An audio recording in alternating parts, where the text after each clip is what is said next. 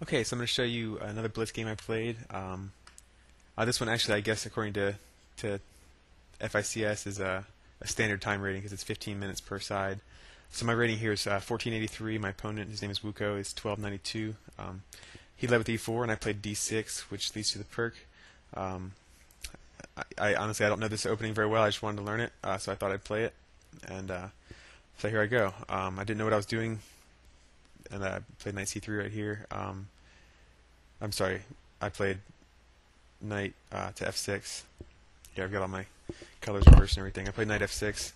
He plays knight C3, and I played G6, preparing for the bishop G7, bishop Fianchetto. And to be honest, I really don't know what I'm doing at this point. I've never played this opening before. Just thought I'd give it a try. It looks sharp. He comes out with bishop to C4, and I Fianchetto my bishop. And oops. And he plays knight to F6. Now here I saw a tactic that I thought could win me a pawn. I played knight takes, and he plays knight takes, and I push and fork his knight and his bishop with my pawn here. The point being that I just won a pawn, and now and lost a knight. Now I'm gonna win a bishop for my knight. So he moves his knight out of the way, and I take his bishop.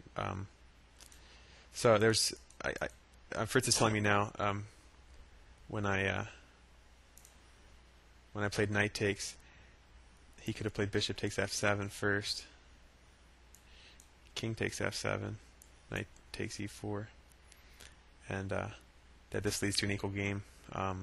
Black's king is not looking very happy, especially for a player like me who likes close positions. White is probably slightly better here, but difficult line to see. My opponent played knight takes E4, and I pushed D5.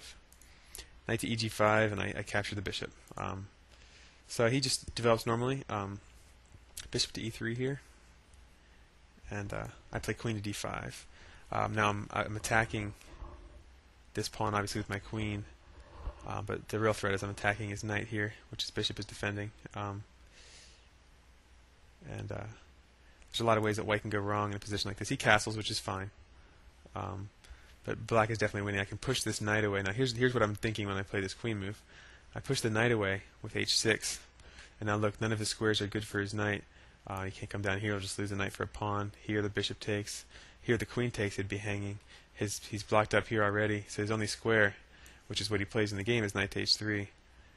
And then I have available to me bishop takes H3, G takes H3, which opens his king up to a kingside attack, which you will see come to fruition later, that I was very pleased with. So after he played G takes H3, I developed with knight to C6, putting another attacker on this piece, on this pawn. Now he has queen, bishop, and knight all defending it, and I just have two attackers on it, so it's safe for now. And you'll see what I do to undermine it later. He plays C3, which is good, just fortifies that pawn even further. And here I was considering what to do in this point, and I figured castling is a good idea. I didn't want to castle on the king side, though, because my king side is weakened already with two pawn moves and a bishop up here.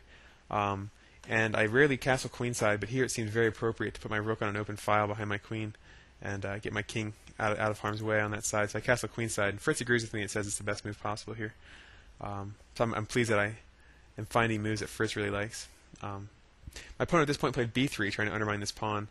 And I thought for a few minutes here, and I wasn't quite sure exactly what to do. The line that I came up with E5 here, attacking his pawn in the middle.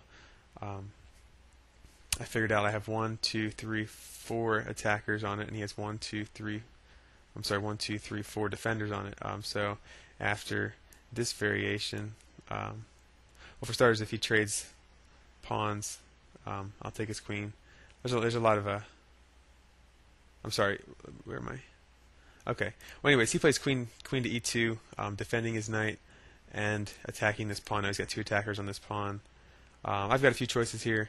I opted to play B5, which isn't a fantastic move in hindsight. It just allows him to take this pawn. What he could have done here, bishop takes. I can play knight takes, bishop takes here, and white's okay here. Black is still better, but not very much. But after b5, he played rook after d1. He didn't follow through on the pawn continuation. This isn't a bad move at all. It puts his rook behind my queen, and I had to spend a lot of time thinking about that uncomfortable situation if he was to be able to take here. And I finally decided to go ahead and play e takes d4, just to not give him the opportunity to jam his rook down at my queen. Now here my opponent played an odd move. He played a4, which is a blunder. A4 is bad for a lot of reasons. For one, it hangs his bishop here. I can just take it, and well, I'm sorry. Okay, that's the rook takes. That's not why. Here I'm missing it on the look through. What I can play is d3, which is what I in fact did play. It attacks his queen. I've got solid pawns here. He's got a passed pawn here. He's got a that he's gonna have to deal with. So d3 is a very, very strong move here. And he doesn't have a whole lot of good moves at this point. B takes here, just to open up a rank for his rooks. But I'd rather not take the queens off the board right now because I have such an open attack on his king. I want to keep the queens out while his king is very open. I want to get an attack going, so I don't trade like I could have.